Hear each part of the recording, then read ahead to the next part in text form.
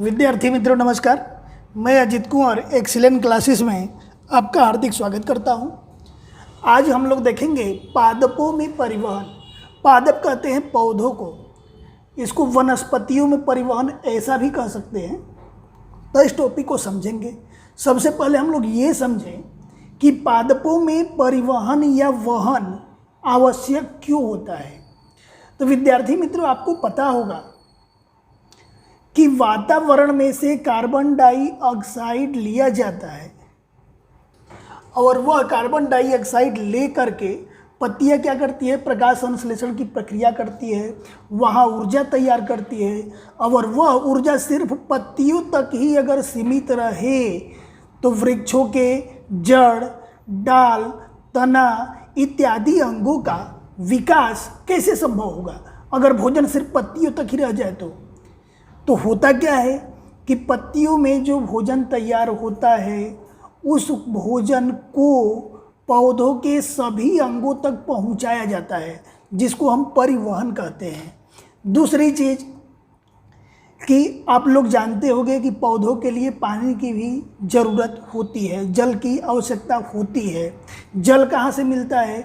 ज़मीन में से मिलता है। जमीन में से जल को पौधों के जड़ अवशोषित करते हैं। अब वह जल अगर सिर्फ जड़ तक ही सीमित रहे तो पत्तियां हरा भरा नहीं रह सकती, जबकि जल की आवश्यकता पौधों के सभी अंगों को होती है। तो इस कंडीशन में क्या किया जाता है, उस जल को सभी अंगों तक पहुंचाया जाता है। देखिए, दो वस्तु प्रकाश संश्लेषण की प्रक्रिया के समय उत्पन्न खुराक को सभी अंगों तक पहुंचाना, नीचे तक पहुंचाना, यानी ऊपर से नीचे तक पहुंचाना। और जमीन में से जल और खनिज लवण को अवशोषित करके जड़ क्या करते हैं, सभी अंगों तक पहुंचाते हैं। यानी खुराक को ऊपर से नीचे लेके आना पड़ता है और जल को नीचे से ऊपर लेके जाना पड़ता है। इसीलिए पादपों में परिवहन आवश्यक होता है। तो देखिए, इसको कैसे हम लिखते हैं। तो लिख करके मैं यहाँ पर रखा हुआ हूँ आपके सामने कि पादप वातावरण में से कार्बन डाइऑक्साइड, देखिए यहाँ पे मैं बताया था कि वातावरण में से क्या लेते हैं, कार्बन डाइऑक्साइड। भूमि में से जल, जमीन में से क्या लेते हैं, जल लेते हैं, जल यानी H2O ग्रहण करते हैं। और खनिज लवण, जमीन में से जल और खनिज दोनों पौधे प्राप्त करते हैं। याद रखना, जमीन में से क्या क्या मिलता है, जल भी मिलता है और खनिज लवण भी मिलता है। पत्तियों की कोशिका क्लोरोफिल की सहायता से सौर ऊर्जा का रासायनिक ऊर्जा में रूपांतरण करते हैं। देखिए, पत्तों में जो क्लोरोफिल होता है वह क्लोरोफिल क्या करता है, तो सूर्य के आने वाले प्रकाश को, सूर्य के प्रकाश को प्रकाश ऊर्जा का रासायनिक ऊर्जा में रूपांतरण करता है, जिस प्रक्रिया को हम क्या कहते हैं, प्रकाश संश्लेषण की प्रक्रिया कहते हैं। और प्रकाश संश्लेषण की जब प्रक्रिया होती है तो उससे जो भी ऊर्जा उत्पन्न होती है, खुराक जो भी उत्पन्न होता है, वह ऊर्जा देखिए किसका किसका वहन होता है, तो प्रकाश संश्लेषण की क्रिया से उत्पन्न ऊर्जा का वहन होता है। और जड़ के द्वारा शोषित जल, ये जो जड़ है जिस जल का शोषण करता है, ये शोषित जल और खनिज का वहन यानी एक जगह से दूसरी जगह तक पौधों में पहुंचाया जाता है। और ये सभी कोशिकाओं तक होना आवश्यक होता है। यानी जल को सभी कोशिकाओं तक पहुंचना जरूरी होता है, खुराक को सभी कोशिकाओं तक पहुंचना जरूरी होता है। अगर ऐसा नहीं होगा, जैसे मान लो पत्तों को जल नहीं मिल रहा है तो पौधे मुरझा जाएंगे। जड़ को अगर खुराक नहीं मिल रहा है तो जड़ धीरे धीरे कमज़ोर पड़ जाएंगे और पानी खींचने की भी क्षमता उनकी कम हो जाएगी और पौधे सूख जाएंगे। इसलिए पौधों में वहन होना आवश्यक है। अब देखिए, वहन के जब पौधे छोटे होते हैं, जैसे मान के चलो कि हम किसी भी पौधे का बीज बोते हैं तो शुरू में वो अंकुरित होकर के एक छोटा सा पौधा बनता है। यहाँ पर छोटा सा पौधा आपके सामने स्क्रीन के ऊपर दिख रहा है। इस छोटे से पौधे में यहाँ से अगर जल अवशोषित होगा तो पत्तों से और जड़ की दूरी बहुत कम होती है। ध्यान से देखिए, जब पौधा छोटा है तो उसके हवाई अंग यानी पत्तों से और जड़ की दूरी बहुत कम होती है। तो इस परिस्थिति में विसरण की क्रिया के द्वारा, किस प्रक्रिया के द्वारा, विसरण की प्रक्रिया के द्वारा खुराक और जल का वहन होता है। ध्यान रखना, जब पौधे छोटे होते हैं तो विसरण की प्रक्रिया के द्वारा किसका किसका, खुराक का और जल का, जल के साथ क्या मिलता है, खनिज लवण मिलता है, और खनिज लवण का, तीनों का वहन इसमें होता है। अब पौधे जब बड़े होते हैं, हम लोग पीछे पढ़े थे कि जब मनुष्य का श्वसन तंत्र में पढ़े थे कि मनुष्य के हृदय से लेकर के और पैर के अंगूठे तक विसरण की प्रक्रिया के द्वारा ऑक्सीजन पहुंचाने में लगभग 3 वर्ष का समय लग जाएगा। यानी विसरण की प्रक्रिया से नीचे से ऊपर तक जल का पहुंचाना संभव नहीं होता है, क्योंकि जो बड़े पेड़ होते हैं, आप लोग देखे हुए कि बड़े बड़े पेड़ अमुक जगह तो 80 फीट 100 फीट के हो जाते हैं। बांस का पेड़ 80 फीट 100 फीट के आसपास होता है। तो जब पौधों की हाइट ज़्यादा होती है तो विसरण की प्रक्रिया से पानी अथवा खुराक और खनिज का वहन संभव नहीं होता है। तो यही यहाँ पर लिखा गया है कि यदि जड़ और पत्तों के बीच की दूरी बहुत कम हो, जड़ और पत्तों के बीच की दूरी कम कब होगा, जब पौधा छोटा होगा, तो पानी और खनिज लवण का वहन प्रत्येक कोशिका तक किस प्रक्रिया के द्वारा होता है, विसरण की प्रक्रिया के द्वारा। देखिए, परंतु ये भी बताया गया आपको कि जब पत्तियों में पत्तों और जड़ के बीच की दूरी अधिक हो, पत्तों और जड़ के बीच की दूरी बहुत ज़्यादा हो, अर्थात पेड़ बड़ा हो, तो उस कंडीशन में क्या होता है, पानी और खनिज लवण का वहन विसरण की प्रक्रिया पर्याप्त नहीं होती, यानी विसरण की प्रक्रिया से संभव नहीं है। उस परिस्थिति में ऊर्जा को नीचे पहुंचाने के लिए और जल और खनिज को ऊपर पहुंचाने के लिए एक वहन तंत्र का अंदर एक वहन की प्रक्रिया का होना जरूरी है। अब देखिए, हम लोग ये भी जानते हैं कि पादप यानी पौधे हलन चलन नहीं करते, एक स्थान से दूसरी जगह तक नहीं जाते हैं, गति नहीं करते हैं, और इनके अंदर मृत कोशिकाओं की संख्या अधिक होती है। इसके लिए या इसी कारण से पौधों को कम ऊर्जा की जरूरत होती है। देखिए, यहां से एक टेक्निकल क्वेश्चन बन सकता है आपके सामने कि पौधों को या पादपों को कम ऊर्जा की जरूरत क्यों होती है। तो उसके 2 कारण है। पहला कारण क्या है, मृत कोशिकाओं की संख्या अधिक है, और दूसरा कारण क्या है, क्योंकि पौधे जो होते हैं वह हलन चलन नहीं करते। 2 आंसर आपके सामने है। पादपों को कम ऊर्जा की जरूरत क्यों है, क्योंकि मृत कोशिकाओं की संख्या अधिक होती है, पौधे हलन चलन नहीं करते हैं। अब देखिए, मनुष्य जो है, मनुष्य क्या करता है, मनुष्य के अंदर मृत कोशिका की संख्या कम होती है। ये मृत कोशिका क्या है, मृत कोशिका कठोर आवरण बन जाता है। पौधों का तना देखे होगा कि एकदम कठोर आवरण होता है, जल्दी से टूटता नहीं है, जल्दी दबता नहीं है, लचीलापन के गुण कम होता है। तो मनुष्य में या किसी प्राणी में मृत कोशिकाओं की संख्या कम होती है, और प्राणी हलन चलन भी करते हैं। इसलिए जब प्राणी आएगा तो प्राणी के अंदर अधिक ऊर्जा की जरूरत होती है। तो ये बात आपको समझ में आ गई कि पादपों को कम ऊर्जा क्यों चाहिए, प्राणियों को अधिक ऊर्जा क्यों चाहिए।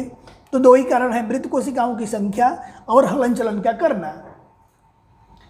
अब उच्च कक्षा के जो पादप होते हैं उनमें वहन तंत्र का मतलब होता है कि खुराक को नीचे पहुंचाने के लिए और जल को ऊपर पहुंचाने के लिए वहन तंत्र पाए जाते हैं। और वो वहन तंत्र कितने प्रकार के पाए जाते हैं, 2 प्रकार के वहन तंत्र पाए जाते हैं।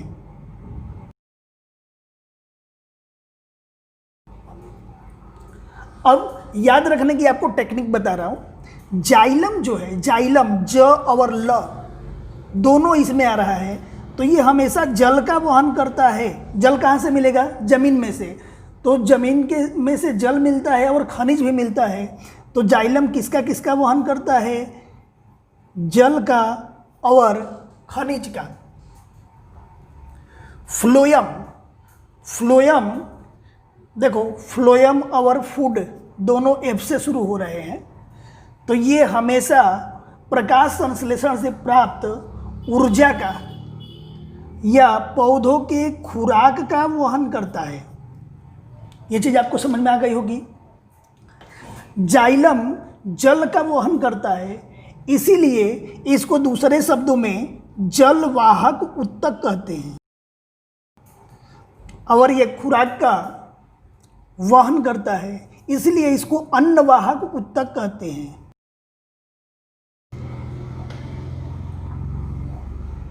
अब हम लोग अलग अलग जाइलम के बारे में पढ़ेंगे और फ्लोएम के बारे में पढ़ेंगे कि जाइलम में जल का वहन कैसे होता है, फ्लोएम में अन्न का वहन कैसे होता है, इसको पढ़ेंगे। इससे पहले आप इस प्रश्न का पूरा उत्तर देख लीजिए।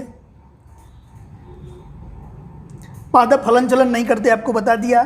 पादप उत्तकों में मृत कोशिकाओं की संख्या अधिक होती है, इसलिए कम ऊर्जा की आवश्यकता होती है।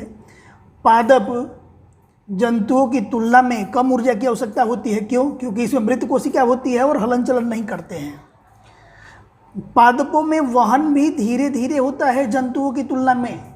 जंतु में वहन यानी एक स्थान से दूसरे स्थान तक हम लोग के शरीर में ब्लड एक जगह से दूसरे जगह तक पहुंचने में बहुत कम समय लगता है, जबकि पौधों में बहुत धीरे धीरे जल का और खुराक का वहन होता है। उच्च कक्षा के पादपों में दो प्रकार के वहन तंत्र पाए जाते हैं। पहला है जाइलम जलवाहक उत्तक, दूसरा है फ्लोएम। आपको ये सब समझा दिया। आप इसका स्क्रीनशॉट ले ले या चाहे तो नोट कर ले कि पादपों में वहन को समझाओ। अगर पूछा जाएगा तो इस प्रश्न का आंसर आप कैसे लिखोगे। अब देखिए, अब हम लोग पढ़ेंगे जाइलम के बारे में कि जाइलम के द्वारा, जाइलम किसका वहन करता है? जल का और खनिज लवण का। तो पौधों के अंदर या पादपों में जल और खनिज लवण का वहन समझाओ, इस तरह से प्रश्न पूछा जा सकता है। या पादपों में जल और खनिज का परिवहन कैसे होता है समझाओ, या पादपों में जाइलम के कार्य को बताओ या समझाओ, इस तरह से प्रश्न पूछा जा सकता है। देखिए, यहाँ 3 तरह के प्रश्न मैं बताया हूँ कैसे कैसे पूछा जा सकता है।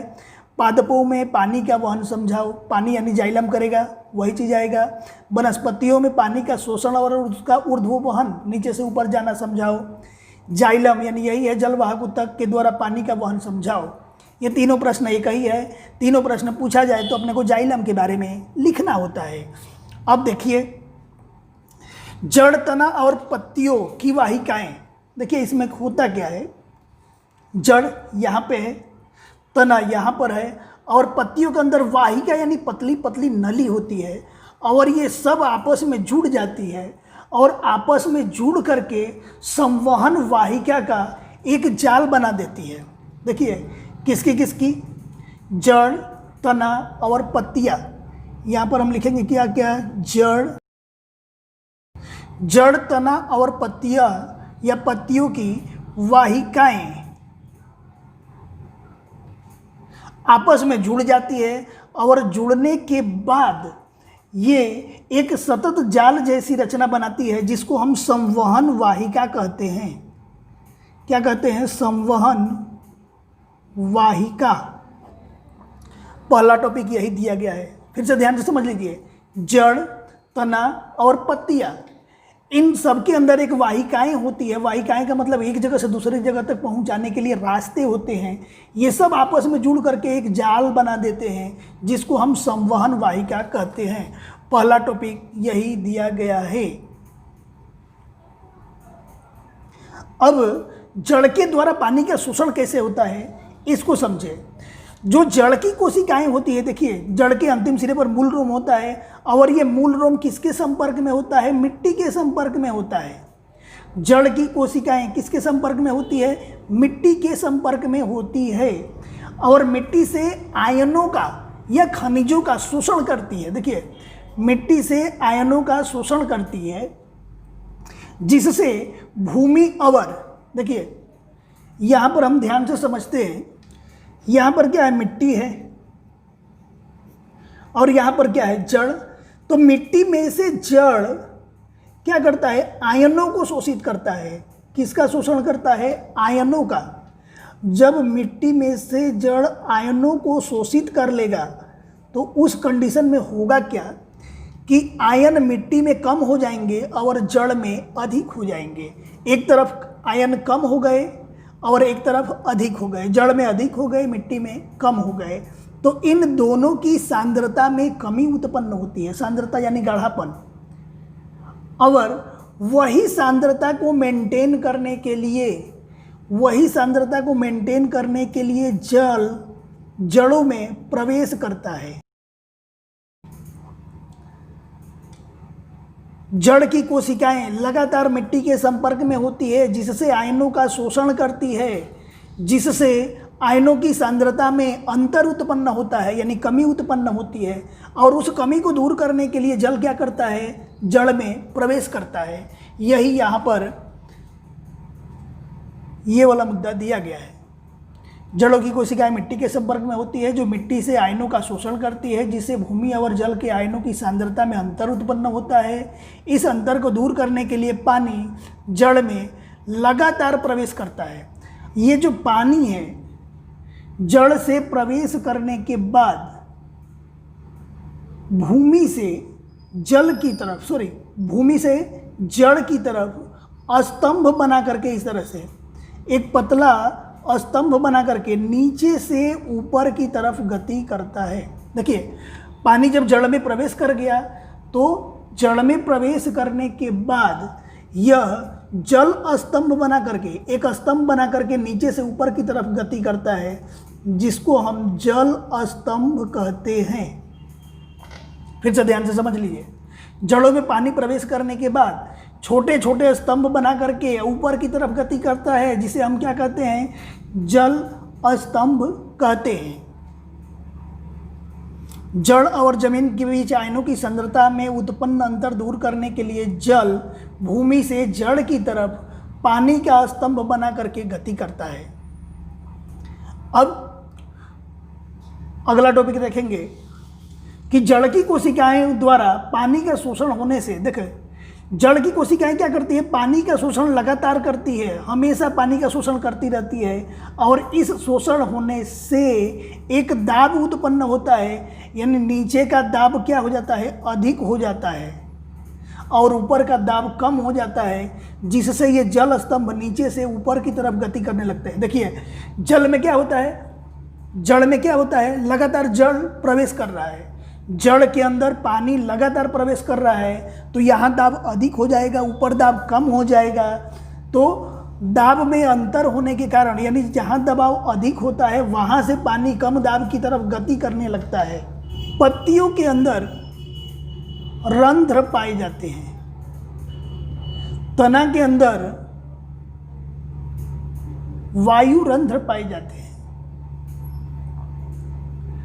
अब ये लगातार वाष्प की हानि करते हैं। पौधे क्या करते हैं, यहाँ से वाष्प बना करके बाहर निकालते हैं, जिस क्रिया को हम क्या कहते हैं, वाष्पोत्सर्जन कहते हैं।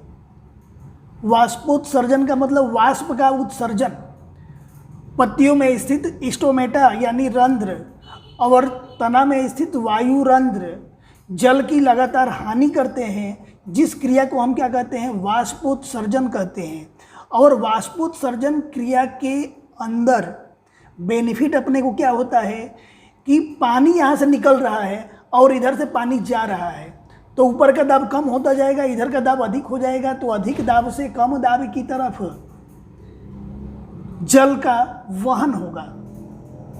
ठीक है, वाष्पोत्सर्जन होने से जल में खिंचाव उत्पन्न होता है। वाष्पोत्सर्जन होने से जल में क्या उत्पन्न होता है, खिंचाव उत्पन्न होता है, जिस खिंचाव के चलते पानी नीचे से ऊपर की तरफ गति करता है। देखिए, यहाँ पर यही दिया गया है कि जड़ की कोशिकाओं द्वारा पानी का शोषण होने से दाब उत्पन्न होता है, जिससे पानी जलवाहक घटकों में, यानी जलवाहक घटक का मतलब जाइलम में वहन करता है। अधिक ऊंचाई वाले पौधों में यह दाब अपर्याप्त होता है। अगर पौधा बहुत ऊंचा है तो दबाव से पानी नीचे से ऊपर नहीं जा सकता, दूसरे दबाव की ज़रूरत होती है। रात के समय पानी का ऊर्ध्ववहन होने से दाब आवश्यक होता है। देखो, रात के समय में पानी नीचे से ऊपर की तरफ ज़्यादा गति करता है, इसके लिए दबाव ज़्यादा होना जरूरी है। पादप के वायुवीय भागों के द्वारा, वायवीय भाग का मतलब क्या होता है कि पौधों के जो हवा में उपस्थित भाग होते हैं, यानी पत्ते होते हैं, डाल होते हैं, तना होते हैं, तो पादप के वायुवीय भाग के द्वारा वाष्प के रूप में जल हानि की क्रिया को वाष्पोत्सर्जन कहते हैं। ये भी मैं आपको बता दिया कि पौधों के हवाई अंगों के द्वारा या वायवीय भागों के द्वारा जल को वाष्प के रूप में बाहर निकालते हैं, जिसे हम क्या कहते हैं, वाष्पोत्सर्जन कहते हैं। और पर्णरंध्रों के द्वारा जल हानि की पूर्ति जाइलम वाहिकाओं के द्वारा होता है।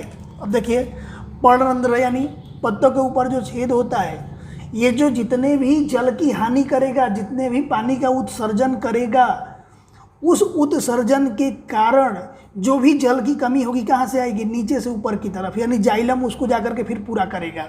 यहाँ पानी कम होगा तो जाइलम से पानी जाएगा पत्तों के पास और वो पूरा करेगा।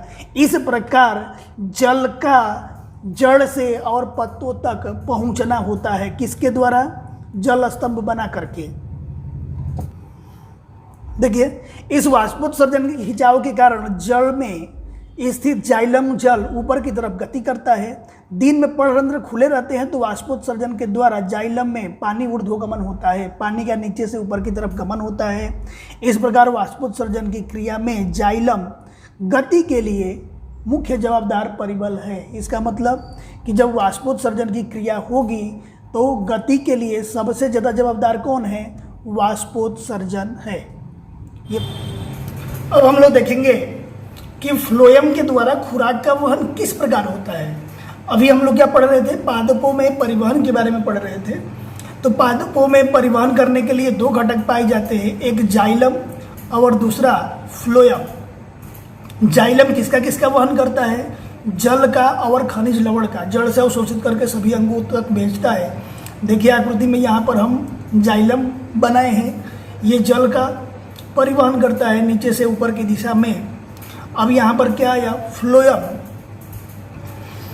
दोनों अंदर ही होता है, लेकिन पौधों के अंदर इतना चौड़ा चौड़ा नहीं होता है जो अलग अलग देखा जा सके, बहुत बारीक होते हैं, उनको अलग अलग देखना बहुत मुश्किल काम होता है। यहाँ समझने के लिए मैं अलग अलग बनाया हुआ हूँ। फ्लोएम के द्वारा खुराक का वहन होता है। तो खुराक का वहन पढ़ने से पहले एक शब्द है स्थानांतरण। स्थानांतरण के बारे में पढ़े। स्थानांतरण को इंग्लिश में ट्रांसलोकेशन कहा जाता है। ट्रांसलोकेशन किसे कहते हैं? अगर आपको प्रश्न ये पूछ दिया जाए एक मार्क्स के अंदर, एक वाक्य के अंदर कि स्थानांतरण क्या है या स्थानांतरण किसे कहते हैं, तो इसका आंसर हम लोग कैसे देखेंगे। जब प्रकाश संश्लेषण की प्रक्रिया होती है तो प्रकाश संश्लेषण की प्रक्रिया के दौरान उसके जो उत्पादक होते हैं, जो भी विलय उत्पाद प्राप्त होते हैं, देखो प्रकाश संश्लेषण की प्रक्रिया में जो भी विलय उत्पाद होते हैं, उन विलय उत्पादों के वहन को, विलय उत्पाद का वहन यानी एक जगह से दूसरी जगह जब उसको पहुंचाया जाएगा तो उस प्रक्रिया को स्थानांतरण कहते हैं। देखिए यहाँ पर नोट्स में मैं पहला टॉपिक यही लिखा हुआ हूँ कि प्रकाश संश्लेषण की प्रक्रिया के विलय उत्पादों के वहन को स्थानांतरण कहते हैं अथवा ट्रांसलोकेशन कहते हैं। अब स्थानांतरण संबंधित जो भी ऊतक होते हैं, यानी खुराक को पहुंचाने वाले जो भी ऊतक होते हैं, उसको हम फ्लोएम कहते हैं। फ्लोएम का दूसरा नाम क्या होता है, अन्नवाहक ऊतक। देखिए, स्थानांतरण से संबंधित संवहन ऊतक को, संवहन ऊतक का मतलब कि उसको पहुंचाने वाले ऊतक को हम क्या कहते हैं, फ्लोएम कहते हैं अथवा अन्नवाहक ऊतक कहते हैं। तो दूसरा टॉपिक में यही यहाँ पर लिखा हुआ हूँ कि स्थानांतरण के साथ संबंधित संवहन ऊतक को फ्लोएम अथवा अन्नवाहक ऊतक कहते हैं। अब ये फ्लोएम में किसका किसका वहन होता है, यानी एक जगह से दूसरी जगह जाता है। तो फ्लोएम के अंदर सबसे पहले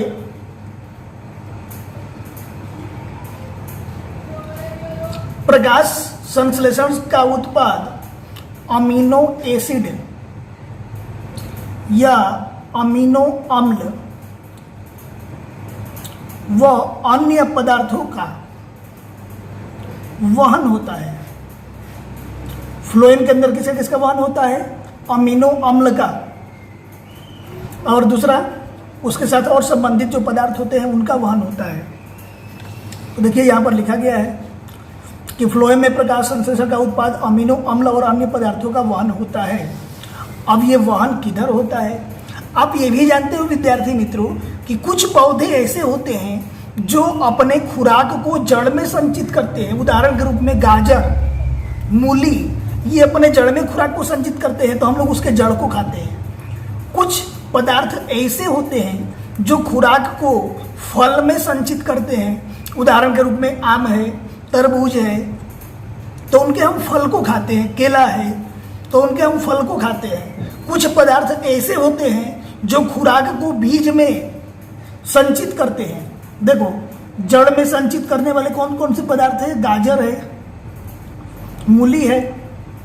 इसके बाद पत्तों में संचित करने वाले कौन सा पदार्थ होता है? पालक होता है, तो उसके हम लोग पत्ते को खाते हैं। पत्ता गोभी होता है।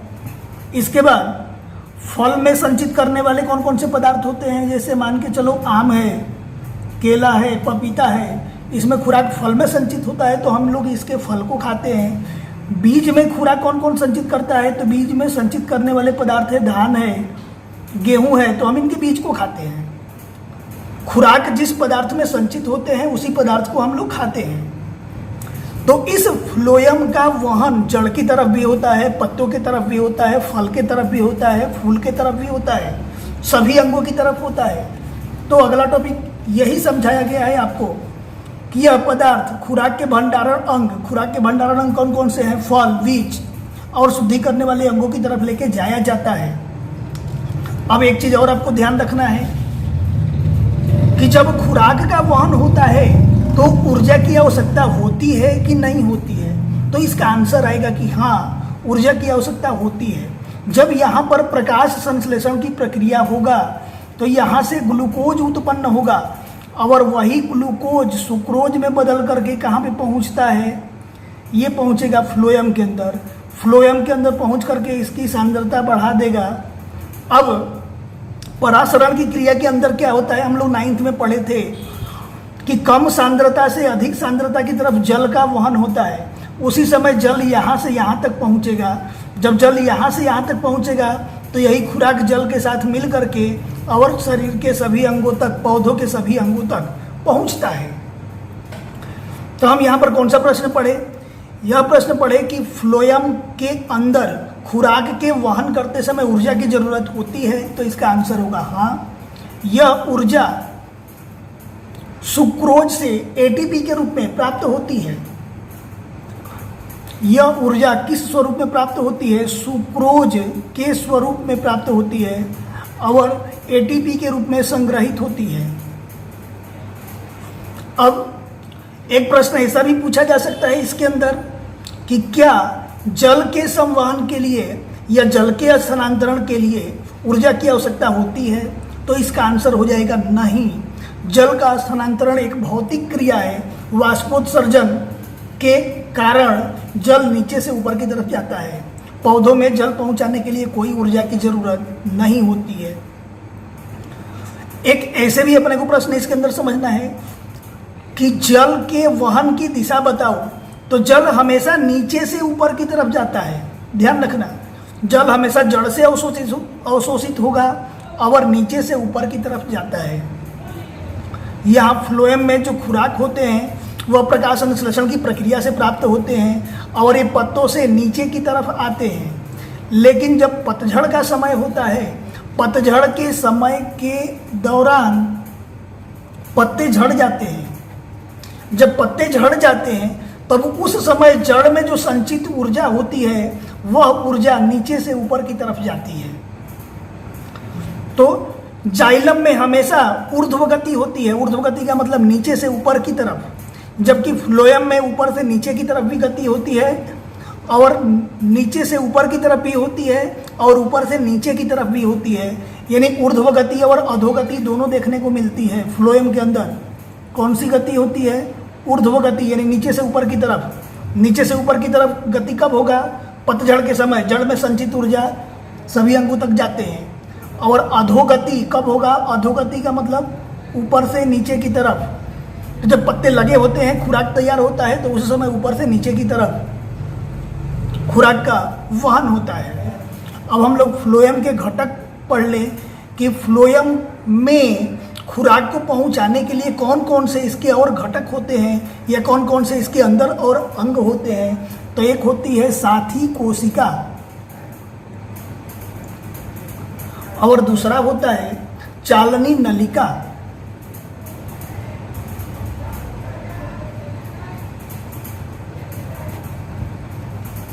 अभी अपना प्रश्न पूरा हो गया। इसका आंसर यहाँ पर देखिए, स्थानांतरण अर्थात क्या, फ्लोएम में खुराक का स्थानांतरण समझाओ या फ्लोएम में खुराक और अन्य पदार्थों का स्थानांतरण समझाओ। पहला मुद्दा क्या है कि प्रकाश संश्लेषण प्रक्रिया में विलय उत्पादों के वहन को, जो विलय उत्पाद उत्पन्न होते हैं उनके वहन को स्थानांतरण कहते हैं। और स्थानांतरण से संबंधित जितने भी संवहन ऊतक होते हैं उसको हम फ्लोएम अथवा अन्नवाहक ऊतक कहते हैं। अन्नवाहक ऊतक में किसका किसका वहन होता है, तो अमीनो अम्ल का और अन्य पदार्थों का। जो खुराक होते हैं कौन कौन से अंग में संचित होते हैं, फल में, बीज में और शुद्धि करने वाले अंगों की तरफ। ये भी मुद्दा दिया गया है कि फ्लोएम पदार्थों के वहन के समय ऊर्जा की आवश्यकता होती है, जबकि जाइलम में ऊर्जा की आवश्यकता नहीं होती है। यह ऊर्जा सुक्रोज से एटीपी के स्वरूप में फ्लोएम में स्थानांतरित होती है। जब फ्लोएम में स्थानांतरित होगी तो वहाँ का आश्रित दाब में क्या हो जाएगा, वृद्धि हो जाएगा। यहाँ पर मैं बताया कि यहाँ सुक्रोज से यहाँ पर ऊर्जा आएगा, जब यहाँ पर सुक्रोज पहुँचेंगे तो यहाँ के दाब में क्या हो जाएगा, वृद्धि हो जाएगा। उसी समय यहाँ से जल आ जाएगा। जब यहाँ दबाव में वृद्धि होगा तो अब ये दाब के कारण ऊपर नीचे गति करेंगे। फ्लोएम में खुराक और अन्य पदार्थों का स्थानांतरण किसके किसके द्वारा होता है, साथी कोशिका और चालनी नलिका के द्वारा। ऊर्ध्ववहन और अधोगमन दोनों दिशाओं में होता है। ये आपको बताया मैं, ऊर्ध्वगमन और अधोगमन। ऊर्ध्वगमन यानी नीचे से ऊपर की तरफ, नीचे से ऊपर की तरफ कब ऊर्जा का स्थानांतरण होता है, तो जब पतझड़ का मौसम होता है तो उसी समय खुराक नीचे से ऊपर की तरफ जाता है, क्योंकि पतझड़ के समय में प्रकाश संश्लेषण की प्रक्रिया नहीं होती है और पौधों को ऊर्जा की जरूरत होती है। तो ऊपरी अंगों को ऊर्जा देने के लिए ऊर्जा का वहन नीचे से ऊपर की दिशा में होता है। परंतु जब पत्ते लगे हो तो उस समय प्रकाश संश्लेषण से ऊर्जा प्राप्त होती है और वह ऊर्जा सभी अंगों तक यानी ऊपर से नीचे की तरफ पहुंचाई जाती है। तो दोनों दिशा में इस प्रकार ऊर्जा का वहन होता है।